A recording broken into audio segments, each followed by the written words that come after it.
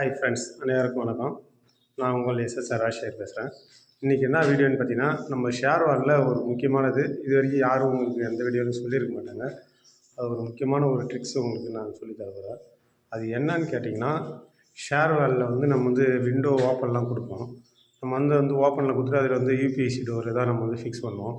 அந்த corner straight வர மாட்டுது அப்படி அதில் பெண்டு இருக்குன்ட்டு சொல்கிறாங்க.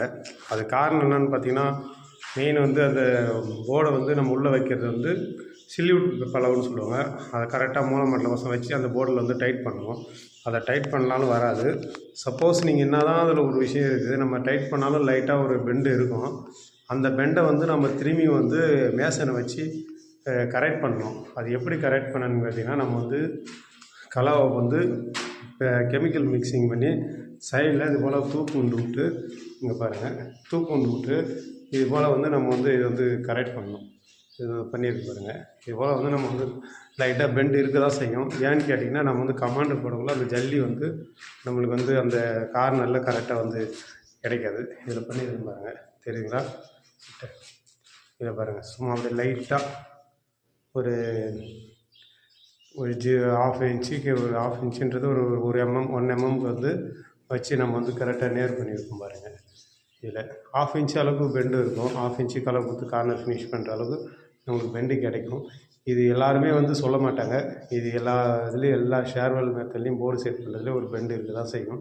நம்ம லாஸ்ட்டாக இந்த கார்னரை நம்மளுக்கு கரெக்டாக இது போல் ஒரு மேசனை வச்சு ஃபினிஷிங் பண்ணால் தான் அது நம்ம பட்டி பார்க்கறதுல கரெக்டாகும்.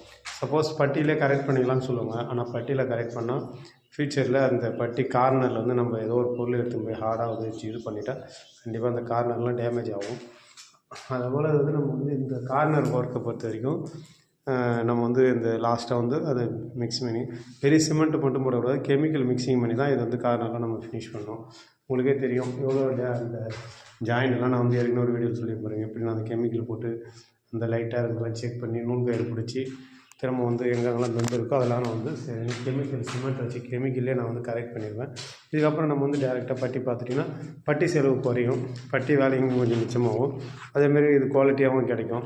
பட்டி டேரெக்டாக டேமேஜ் பண்ணிங்கன்னா அந்த இடத்துல எங்கெங்கெல்லாம் நம்ம பட்டி அதிகமாக கொடுப்போம் அந்த இடத்துல நம்மளுக்கு ஒரு கேப் பிடிச்சி விரிசல் வச்சு டேமேஜ் வந்துடும். இதுபோல் நம்ம இந்த சில விஷயங்கள்லாம் இந்த ஷேர்வாலில் இருக்குது. இதெல்லாம் நம்ம தெரிஞ்சுக்கணும். நம்ம ஷேர்வாலில் நம்ம ஃபுல் ஒர்க்கு பண்ணணும். அதேமாதிரி பண்ணிவிட்டு இது போல் பெண்டு வந்துச்சு, ஷேர்வால் வேஸ்ட்டுன்றது யாரும் அந்த ஷேர்வால் ஒர்க்கை எங்கள் சேனல் வீடியோ பிடிச்சிருந்தால் லைக் பண்ணுங்கள், ஷேர் பண்ணுங்கள், கமெண்ட் பண்ணுங்கள். மேலும் அடுத்த